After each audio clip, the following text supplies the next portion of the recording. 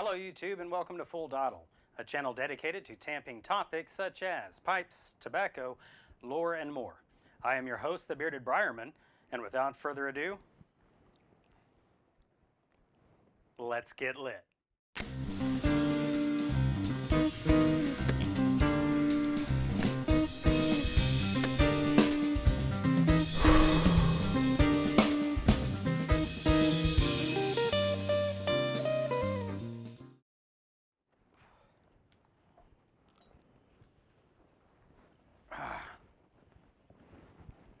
Welcome back, everyone. On this episode of Full Dottle, I'm just going to do a little catch-up. It's been a few years, I think, a year and a half, 2 years, since I've really been on YouTube full-time. I promised that I would do a little catch-up, so that's what I'm doing tonight. I've just settled in this evening, just got back from Mass just about an hour ago, 30 minutes ago. Just got home. The priest that is over the parish that I go to is off on vacation somewhere, I think his hometown. And so I had to travel to go to Mass. But I just got home. I'm being a little bit lazy. I didn't worry about lighting and all that stuff. I turned on an overhead light and I just threw the camera up. I didn't even put on my Full Dottle superhero outfit that I usually wear with the hat and everything. So now you can see just how bald the Bearded Briarman is growing. But anyway, so what has been happening over the last few years? Well, lots. It started off right before I took a little sabbatical. My grandmother had passed away. You guys who follow the channel already knew that. But after she passed, we lost the matriarch of the family, and I just made a few bad decisions. Nothing that, not bad decisions as in going to jail or financial ruin or anything like that. But against my better judgment, I decided to get married, which she had done nothing wrong during the marriage, but it didn't work out, and now I am divorced.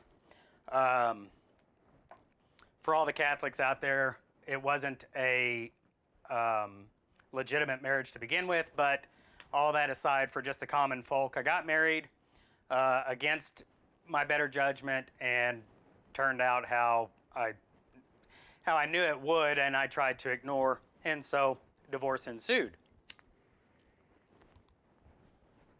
That being said, she did nothing technically wrong. There was no infidelity or anything like that on either part. It just didn't work out. So I wish her the best, and that's behind us. So we'll move on from there. I did make a huge decision right before I got married. I felt God calling me back. I had spent a little time falling away from God, and I almost lost my faith, to be quite honest. I just didn't believe anymore, but I started to get that yearning, that call again. And so I said, you know what, God? Cool. Before we get started into that story, a little housekeeping. Sorry that there's going to be shadows. Like I said, I didn't set up any lighting or anything like that, just the overhead light and my lamp here beside my smoking chair. I am smoking tonight. This is the 7LE 673KS rusticated finish. It is the Tiger. Great little pipe. As everybody knows, the 673KS is my favorite design, specifically Savinelli. I like the Bulldogs as well, but I'm not really big on the diamond shaft, shank, and stem. I kind of like the blend that Savinelli does. It's a blend between the Rhodesian and the Bulldog. If you don't know, for those who might not be as inept in if I hope I'm using that word correctly. Nope. In the pipe world, a Bulldog has a diamond shank and pipe stem, whereas the Rhodesian is rounded. Nope. I could show you, but I don't want to bore you. The Savinelli took a blend of both. It has the diamond shaft beginnings, but it finishes with the rounded Rhodesian style, but in a bulldog format in the bowl of the pipe. Great pipe. I love the way it fits me. It's a little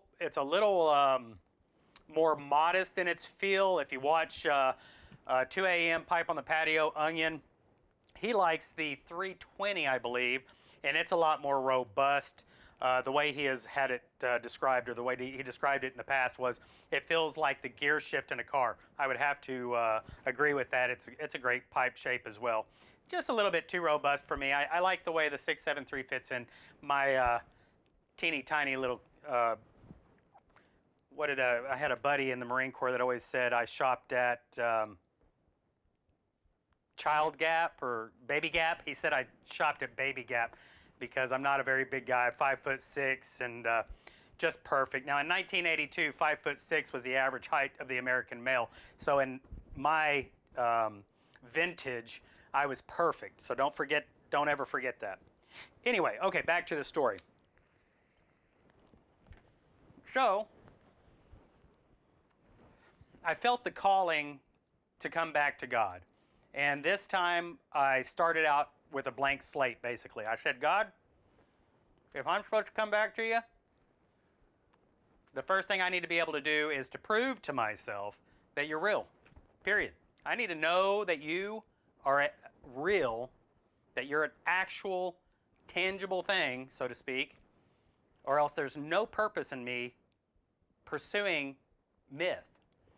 And so that began what has been a little over a year now of very steady research. I limit myself because I don't want to spend too much money, but I limit myself to 2 books a month, and that's what I follow. Is I read specifically. I started out with apologetics, basically in the philosophy of God, proving that God exists. And I'm going to tell you what, I proved to myself that God exists. I mean, I have absolutely no doubt in my mind. I won't get into the apologetics because that's not the focus of this video. But as I started to research, I said, okay, God, well, I have no doubt that you're real. And so now, if you're real, Jesus established a church. And I apologize if this is offensive to anybody. I don't know why it would be offensive because, well, I guess the truth can be offensive, but the truth is the truth, and it doesn't care about our feelings, and so I'll just tell you my story.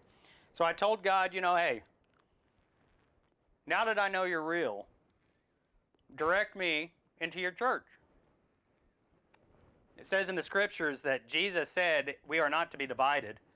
It also says in the scriptures that he established a church that he established on the rock, the Petros, as it is said. And that was on Peter. And that church has receipts. And so I started looking into that, and I came to the conclusion that the church that I was meant to be in was a Roman Catholic church. And so I started the process. There's a process that you have to go through to make sure that, you know, you really do want to be a part of a church, period, and also to teach you in the ways of Christianity, and that's called the RCIA program, the Rite of Christian Initiation for Adults. Had to go through that. It was a 1-year process, and then I had my first communion, and let's see, on this past Easter, I had my first communion and confirmation. And so now I am a devout Roman Catholic, and I could not be more in love with God. Anybody who knows me, if you have any questions or anything like that, feel free to send me an email. You're not going to offend me. I enjoy debate, not arguing. I enjoy debate. Truth can be known. Socrates developed a system. It's the Socratic, not Socrates, I apologize. He developed a system for inquiry. But Aristotelian philosophy, Aristotle developed a style, a procedure to go through to be able to carve out the truth, to be able to get to the truth.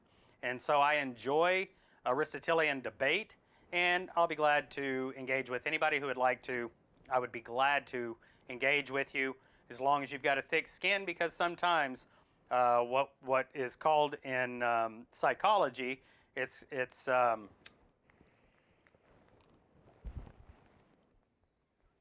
when you're presented with something that is contrary to what you believe to be true, then you can have, the word escapes me now, but you literally go through a process of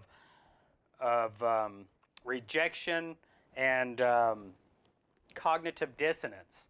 It causes you to literally push back to the point some people will become very angry. And we see that a lot nowadays because as the left rises in its claim to fame, although the pendulum will swing back, it is on its leftward track right now. And these individuals do not like the truth. So, I mean, because that's obvious, you need to be open-minded to accept the truth. And I'm open-minded. If you can prove to me something, if it's the truth, I have no qualms about it. I will change my opinion, but you better come with receipts. So anyway, something else that I'm enjoying tonight, I've never had this before. I've got a Glencairn glass. This is specifically made for Scotch whiskeys, but it is particularly good at sampling any type of whiskey. Now, I generally was a bourbon person, and those who have watched me for very long know that I was a heavy alcoholic, so it's something that I have to be very careful with. The Glencairn glass is a very small glass. This right here, it might look nearly full, but this is actually only 2 fluid ounces. So it's not enough to really do anything to me, but I can enjoy the art of it. Now, there was some hesitation in taking my first drink again because I was a heavy alcoholic at one time. But I thought myself to be more mature and able to control it. So I tested myself, and so far I've been able to control it. I'm also mature enough to understand, though, if it ever became an issue, I would drop it again like that. Because I don't need that in my life. I'm not a drunkard, and I'm not going to go down that path. But I figured this would pair well with the Burley blend that I've been working on. Still don't have a name for it. It's got some Burley in there, white and dark. Got some red Virginia, got some Perique, and it's also got some black Cavendish in differing quantities. But I thought it would pair well. Never had it before either. This is the Penelope Architect Build Number 7 Bourbon. It is said to be, the mash bill on this is said to be 4 grains. However, it is a blended whiskey. So it was not fermented with 4 grains. It is 4 separate whiskeys of 4 particular grains that have been blended. Now, because they are bourbons, it requires a 51% corn on the mash bill, and so this has this. Now, I'm sure the exact recipe is a guarded secret, but I don't like the real sour mashes that you get, like Jack Daniel's. Of course, Jack Daniel's is a bottom shelf bourbon. I apologize for anybody who is a Jack fan, but that's really bottom shelf, and I'm not looking for that. I'm not looking for that flavor profile. So I got this one. It's a decent little whiskey. I think it was 70-something bucks here in Northwest Arkansas after taxes. And it, like I said, it's a 4-grain blended bourbon. It has been matured with French white oak wine barrel staves, which means that it wasn't aged in the barrel, as far as I know. I've read the reviews on it, and I haven't seen that yet. If they mention staves, that means that the staves were separated from the original barrel, whether it's new or been used. It has been cut, so most likely into cubes or, you know, a length of section of the stave, and then the whiskey has been aged with the stave inside of the whiskey rather than the whiskey being aged within the barrel. Now, I'm not saying that this was not aged in a barrel, but that is not part of their description of it, so I don't know. I do know that they used French white oak wine barrel staves in the aging process, but because they use the word stave rather than in white oak barrels, most likely they have put staves into whatever they used to age this whiskey. I assume they didn't age it in glass because whiskey does not age in glass. On the nose, it is very floral. And you can catch the French white oak, which is a little softer and lends to a more floral nose. The bouquet is beautiful. So, slàinte mhath, as they say in the Gaelic tongue.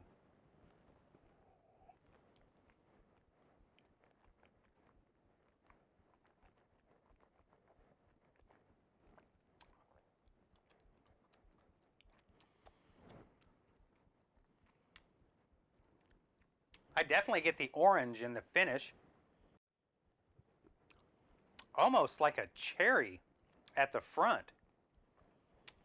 This is 104 proof, so it does have quite a youthful, peppery, spicy astringency throughout. But I will say, it's quite a complex bourbon.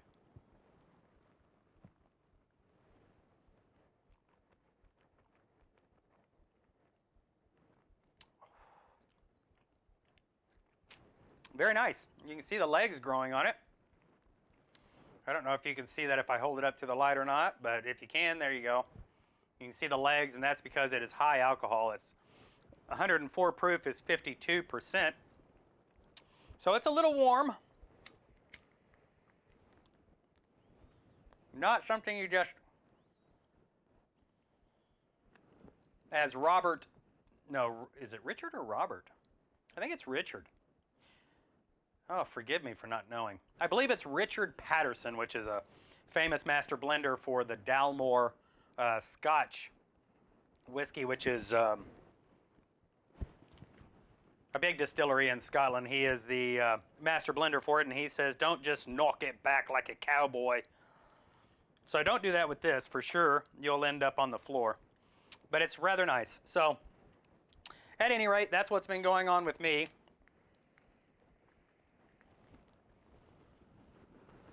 Life is back to the original before everything happened. My Nana is passed on to her eternal home in glory, and I couldn't imagine heaven rejecting her. She was a beautiful, wonderful woman, the most loving human, the most charitable human being I've ever met. I've never met another person like that, and it took me a little while to get over her passing. They never really leave us for good. We can always pray to them and talk with them, but there's just a void that's left in your soul when you lose somebody, and you know, hers left quite the void. I do silly things. I still have her phone number on my phone, and every once in a while I'll text the number. Never received a reply yet, but I text her quite often and just talk with her, and God bless whoever it is that has that phone number now, if they do, because they're sure patient with me, and they just let me have my moment. Anyway, aside from that, I have started a few new hobbies. I started learning how to make wine. I also started learning how to make bourbon, and I'll make a video on all of that soon enough. Actually, it's a friend of mine that makes the bourbon because it's illegal to distill liquor here in Northwest Arkansas or in Arkansas. And so I don't actually do the distilling, but my friend does, so we'll follow his journey sometime. We will call him Swim. That is an abbreviation of his name. It is someone who isn't me. Swim. That's who we're going to be watching. So stay tuned for that. I'll get into that with you. Other than that, I don't really have a lot of news. The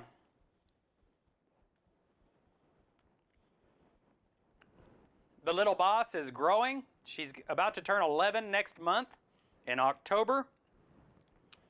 And man,